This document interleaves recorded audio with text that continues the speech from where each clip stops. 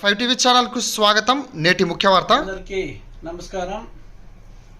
రాయదుర్గం రైతు రక్షణ వేదిక ఏర్పడినప్పటి నుంచి మనస వాచ కర్మణ రాయదుర్గంలో రైతులకు అత్యవసరమైన జీవనాడి అయిన సాగునీటి సాధన కోసం నిరంతరం రాజకీయ పార్టీలకు అతీతంగా కుల మతాలకు అతీతంగా రాయదుర్గం రైతు శ్రేయస్సు కొరకే రాయదుర్గం రైతు రక్షణ వేదిక ఎల్లవేళలా కృషి చేసింది. ఈ సాగునీటి సాధన కొరకు నేను చేస్తున్న పోరాటానికి ఎంతో మంది రైతుల ద్వారా నాకు ఎంతో మద్దతు కూడా పొందడం జరిగింది. కాబట్టి ఇందుకు కన్ను కుట్టిందో ఏమో ప్రధాన పార్టీలైన రెండు ప్రధాన పార్టీలు ఎలక్షన్ కోడ్ ఆఫ్ కండక్ట్ నేను పాటించడం లేదని, నేను రైతులను తప్పుదో పట్టిస్తున్నానని చెప్పి రాయదుర్గం ఎలక్షన్ రిటర్నింగ్ ఆఫీసర్ దగ్గర ఫిర్యాదు చేసినారని చెప్పి నాకు సమాచారం వచ్చింది. ఇది చాలా దురదృష్టకరం.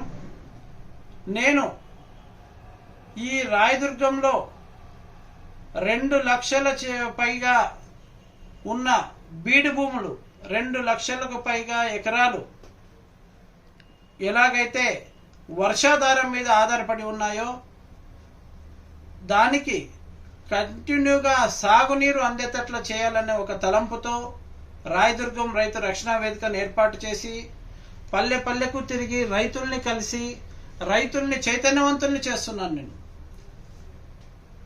అది సహించలేని 2 ప్రధాన పార్టీలు నాపై లేనిపోని ఆరోపణలు చేయడం ఎంత మాత్రం సమంజసం కాదు.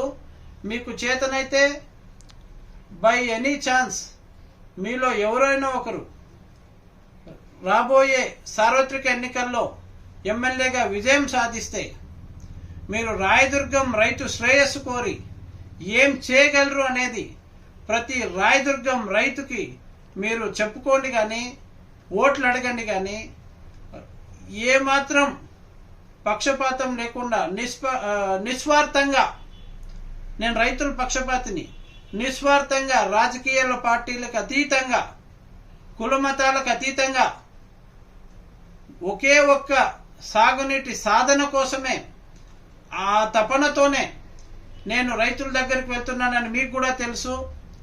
నన్ను తప్పుదో పట్టించాలనుకుంటే ఇది ఖచ్చితంగా ముమ్మాటికి సాధ్యం కాదు.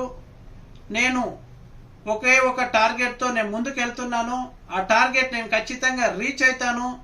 అందుకు ప్రజాప్రతినిధులు కూడా, అలాగే సాగునీటి పారుదల శాఖ అధికారులు కూడా, అలాగే ఈ సాగునీరు సాధన కోసం కావలసిన ప్రతి ఒక్క అధికారి ఖచ్చితంగా రాయదుర్గం రైతు రక్షణ వేదికకు తమ సహాయ సహకారాలు అందించాల్సిన సమయం ఆసన్నమైందని తెలుసుకోవాలి.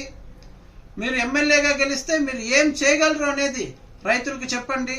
ఏ రకంగా నీళ్లు తీసుకొస్తారు, బీటీపీ ప్రాజెక్టు గురించి కానీ చెప్పండి. అలాగే మీరు ఏమైతే ప్రపోజల్ పెట్టినారో ఉంతకల్లు రిజర్వాయర్ గురించి చెప్పండి. అలాగే వేరే రకంగా ఏమేమి చేయగలరు అనేది చెప్పండి. కానీ మాపై లేనిపోని ఆరోపణలు చేసి మేము జనాల్లో తిరగకుండా కలే తిరగకుండా చేస్తే మీ ఆటలు సాగుతాయి అనుకుంటే ఖచ్చితంగా అది నెరవేరని పని. మేమైతే నా పోరాటం అయితే ఎప్పటికీ ఆగదు. ఇది నేను రైతుల దృష్టికి నేను తీసుకెళ్తాను.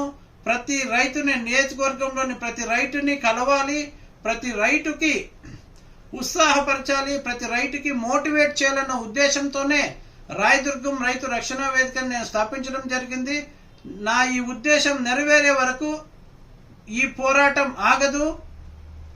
సాధ్యమైతే మీరు రాయదుర్గం రైతు రక్షణ వేదికకి మీరు అండగా నిలబడండి. కానీ లేనిపోని ఆరోపణలు చేసి మిమ్మల్ని మీరు కించపరచుకోవద్దని చెప్పి 2 ప్రధాన రాజకీయ పార్టీలకు నేను మనవి చేసుకుంటున్నాను, విన్నవించుకుంటున్నాను.